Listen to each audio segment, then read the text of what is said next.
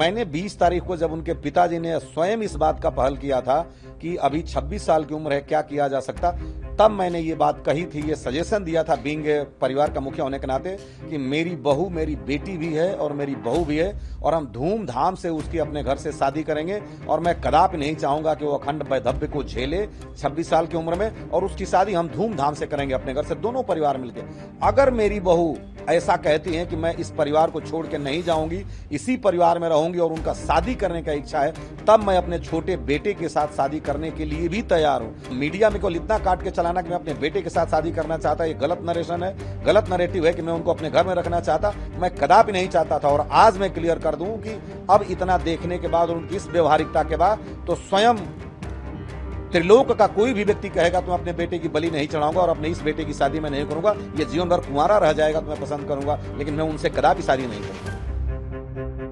देवरिया के शहीद कैप्टन अंशुमान सिंह के माता पिता और बहू स्मृति के बीच का विवाद इन दिनों सुर्खियों में है। पिछले दिनों शहीद कैप्टन अंशुमान के पिता रवि प्रताप ने कहा था कि वो अपने छोटे बेटे की शादी स्मृति से कराने के लिए तैयार है। उन्होंने कहा था कि अगर स्मृति अंशुमान की यादों के साथ इस घर में रहना चाहती हैं, तो वो रह सकती हैं। शहीद कैप्टन के पिता ने कहा था कि उनका छोटा बेटा स्मृति से महज 2 साल छोटा है। स्मृति इस घर के लिए बेटी और बहू दोनों हैं। अगर वो छोटे बेटे से शादी करेंगी तो उन्हें बेटी की तरह विदा करेंगे। लेकिन अब इस कहानी में ट्विस्ट आ गया है। अंशुमान के पिता रवि प्रताप सिंह का अब कहना है कि चाहे जो हो जाए, अब वो अपनी बहू की शादी छोटे बेटे से कतई नहीं करेंगे। सवाल है कि आखिर ऐसा क्या हुआ कि अंशुमान के माँ बाप का इरादा पलट गया।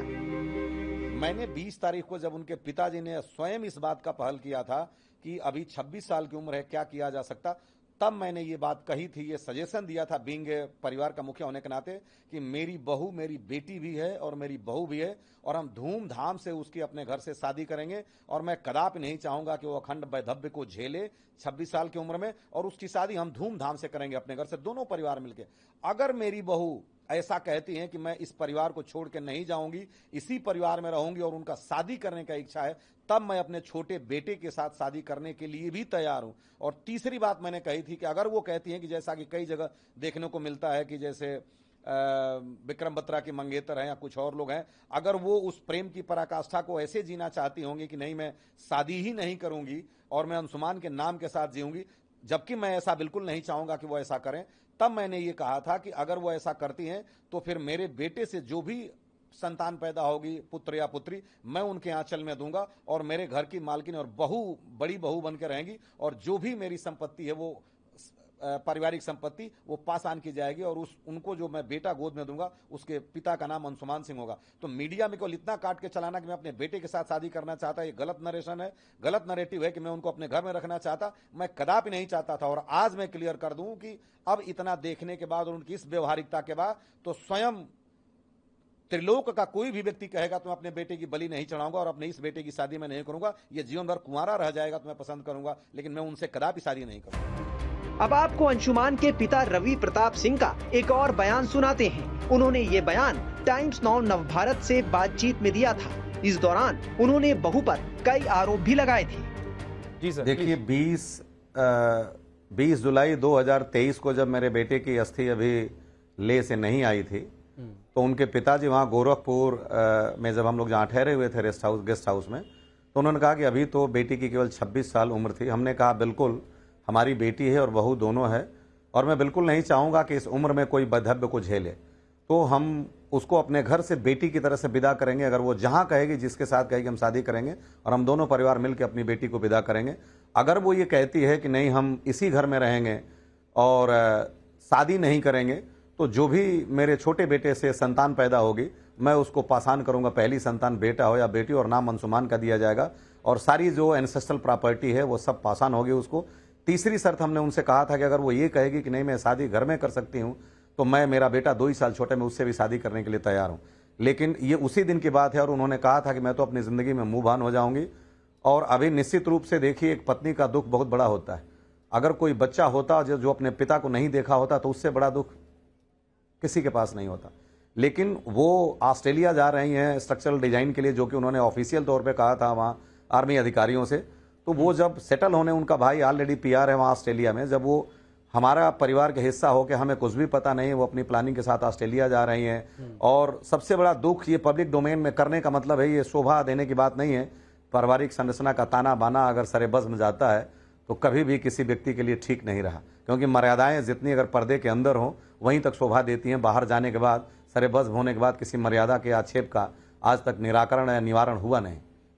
तो मैंने उनसे कहा था कि जो ये बहादुरी का चक्र मिला है, एक बस्ट लग रही है हमारे बेटे की यहाँ लखनऊ में, आप दें और इसको हम उसके छाती पे लगाएंगे, और जिस दिन इसका अनावरण होगा बस्ट का, उसके बाद हम ससम्मान आपको वापस कर देंगे। उनके पिता से कहा था, और 26 रेजिमेंट के जो पंजाब रेजिमेंट के सीओ कर्नल नेरवल साहब हैं, उनसे भी 2 बार ये मैसेज दिलवाया था जिस दिन वो लोग गए, लेकिन कोई जवाब उनका नहीं था। वो बोले कि हम इस पर सोचेंगे, और कोई जवाब उनका नहीं था। और मैं एक पिता होकर के उस कीर्ति चक्र को हाथ में भी लेने का सौभाग्य नहीं पाया।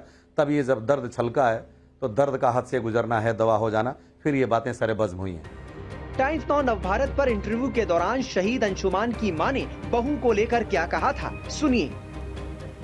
मैं यही कहूँगी, मेरे से ज़्यादा तकलीफ उसको होगा, क्योंकि एक माँ तो पूरी ज़िंदगी उसको भूल ही नहीं सकती, लेकिन एक बीवी तो ज़िंदगी लंबी उम्र होती है। माँ का तो कुछ दिन एंजॉय कर ली, बच्चे के साथ रह ली, पर वो बीवी बहुत कुछ झेलने को मिलता है।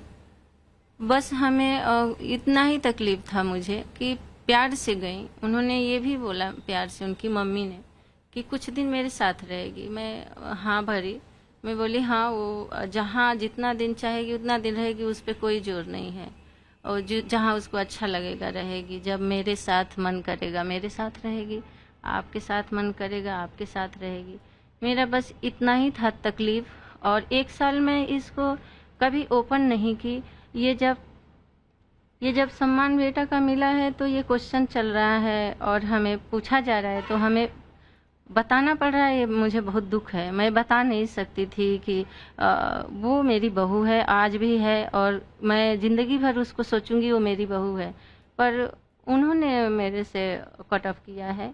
मैं बहुत कोशिश की, मैसेज डालती रही, वही क्यों का सवाल ही नहीं, वो जवाब ही नहीं दिए क्यों का। एक ही सेंटेंस उनके फादर से मेरी बात हुई, वहाँ सीओ साहब बैठा के हमारे बीच चर्चा कराए, ताकि सुधर जाए जो भी है, थोड़ा बहुत जो भी चल रहा है। पर उन्होंने वहाँ भी उनके फादर यही बोले कि अभी जिनको आप अपना बहू कह रही हैं, जिनको आप कह रही हैं कि अभी भी बहुत प्यार करती हैं, वो अभी कहाँ रह रही हैं, क्या कर रही हैं, किन परिस्थितियों में है, इसके बारे में आप लोगों को कोई जानकारी है? वो तेरही के अगले दिन चली गई। जी, वो तेरही के अगले दिन गई, और प्यार से ही गई हैं, और अपने माँ बाप के ही साथ रह रही हैं। बहू को लेकर अंशुमान के पिता ने क्या क्या आरोप लगाए, ये भी सुनिए। देखिए, हमारी बहू तेरही के अगले दिन यानी 4 अगस्त को ही सुबह यहाँ से हमारे घर से चली गई थी, जब हम लोग अभी देवरिया थे। और वो जाते समय नोएडा से जिस फ्लैट में रहती थी हमारी बेटी के साथ, अपना सारा सामान पैक करके ले गई, और मेरे बेटे की जो भी बिलोंगिंग्स थी, टाई, बेल्ट, जूते, उसको एक झोले में पैक करके वो चली गई, जो कि बड़ा उन्होंने एक ह्यूमिलिएट किया। मैं ये सब नहीं कहना चाहता था। उसके बाद यहाँ पे जिस दिन वो जा रही थी, 26 मद्रास रेजिमेंट से बंदा लेके आया था, सामान उन्होंने एक बार देखा भी नहीं। तो हमने सोचा चलिए कोई बात नहीं, उनको थोड़ी तकलीफ रही होगी। लेकिन जब मेरी बेटी पहुंची और देखी कि ऐसे सामान एक झोले में पैक है, बाकी सब कुछ वहाँ से वो अपने 3-4 सूटकेस में 5 घंटे रही थी नोएडा में, लेकर के 4 घंटे करीब लेके गई थी। तो हमें लगा कि चलो कोई बात नहीं। तो वो ये कहती रही कि हम थोड़ा स्टेबल हो जाएंगे तो ये करेंगे, लेकिन वो 10 दिन बाद ही किसी स्कूल में पढ़ाने चली गई थी। और उसके बाद इसी स्टेबल होते होते जब उन्होंने धीरे धीरे हमारे से रिश्ते तोड़ने शुरू कर दिए, यानी एक जो सिम था जो मेरे पुत्र के नाम पे था, और उससे उनकी माता, उनकी बहन, उनके भाई, उनकी पत्नी सब लोग पोस्टपेड सिम यूज़ कर रहे थे, और प्राइम सिम एयरटेल का उन्हीं का था। उन्होंने उस सिम से सबको एलिमिनेट किया और सबको पोस्टपेड से प्रीपेड में कर दिया था, और उसमें से सबको निकाल करके ख़त्म कर दिया था।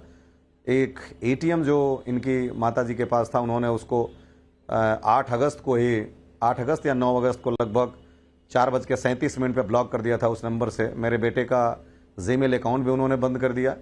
ये चीज़ें जब धीरे धीरे जाती रही, उन्होंने धीरे धीरे बात करना भी बंद कर दिया। 6 महीने बीतने के बाद जब 1 फरवरी को 26 जनवरी को हमारी पत्नी ने कहा कि एक पूजन है बेटा और उसमें पत्नी का होना आवश्यक है, तो घर में हमने आत्मा की शांति के लिए जो पंडितों ने इस धार्मिक मर्यादा के हिसाब से बताया था उसको ऑर्गेनाइज़ किया और उन्होंने कहा हम आएंगे, लेकिन वो आई नहीं और उसके बाद उन्होंने नंबर भी ब्लॉक कर दिया। जब वो उसमें नहीं आई तो हम उनसे मिलने गए फरवरी में 9 तारीख को 6 तारीख को, और हम गुरदासपुर में पठानकोट में रुके और वहाँ पे आर्मी के एक अफसर मेश में रुके और वो लोग आए थे, उनसे बातचीत हुआ। तो हमने उनसे पूछा तो उनके पास फिर वही बात था कि हम थोड़ा स्टेबल होना चाहते हैं। हमने कहा ये बताएं कि आप एक विद्यालय में पढ़ा रही हैं और किसी भी विद्यालय में अध्ययन अध्यापन का जो कार्य होता है एक मेंटली साउंड व्यक्ति ही करता है, क्योंकि कोई विद्यालय अपने यहाँ किसी ऐसे व्यक्ति को अध्यापन के कार्य में बिल्कुल निश्चित रूप से नहीं रखता है जो कि चीज़ों का तथ्यात्मक विश्लेषण करके अपने उठने वाले प्रश्नों का जो भी उसके छात्र हैं, जो अध्येता हैं, उनके छात्रों को ठीक से जस्टिफाई करके बोध न कर दे। तो यह तो एक ढाल है आपका। और हमने ये कहा, जब बहुत दुखी हो गए तो हमने कहा कि ठीक है, मुझे तो ये भी सौभाग्य नहीं कि मैं ये जान सकूं कि क्या मिला क्या नहीं मिला, तो कम से कम आप सारे, क्योंकि उस समय जब 26 मद्रास का भी सामान आ रहा था 403 फील्ड रेजिमेंट का, अंशुमन की बिलोंगिंग्स 3 महीने बाद उन्होंने नंबर उनका बंद कर दिया और वो हमारे पास जब संपर्क किए तो हमने कहा कि जो भी पे पर्क्स एंड मॉनिटरी असिस्टेंस हैं आप उनको दे दें, लेकिन जो भी मेरे बेटे की एक बनियान तक हो हमारे पास भेजें। तो वो 403 फील्ड एम्बुलेंस जो होता है फील्ड रेजिमेंट उसका मेडिकल का, उन्होंने इसको हमारे पास भेजा था 4 महीने बाद और वो बंदा हमको दे करके गया था। तब हमने ये उनसे रखी कि अगर आप बहादुर तो किसी व्यक्ति को उसकी परवरिश, उसके माँ बाप और उसके मित्र और उसके गुरु बनाते हैं, तो ये सम्मान आप माता को ग्रहण करने दें और बाकी सारे पैसे आप ले जाएं, हमें बिल्कुल पैसे नहीं चाहिए कुछ भी। उन्होंने कहा जो हमें सरकार दे रही है हम अपना अधिकार नहीं छोड़ेंगे, आप सरकार से बात करें। और वो राष्ट्रपति भवन में भी आई। राष्ट्रपति भवन में हमारी पत्नी से बात नहीं की, हमारे से तो उन्होंने थोड़ी सी बातचीत बस ये विश किया, और जो सम्मान मिला वो केवल हम देखे उसको, हमने तो हाथ से छूने का भी सौभाग्य हमें नहीं मिला। हमारी पत्नी ने राष्ट्रपति महोदया से जब ग्रहण किया तब छुआ और एक बार बाहर निकलते समय फोटो में। हालांकि इन आरोपों पर स्मृति सिंह का जवाब पहले ही आ चुका है। स्मृति ने कहा था कि उन्हें अभी कोई जानकारी नहीं है, जिसकी जैसी सोच है वो वैसा ही कहेगा। फिलहाल अब देखना होगा कि ये विवाद कहां जाकर थमता है। Times now of Bharat digital की रिपोर्ट।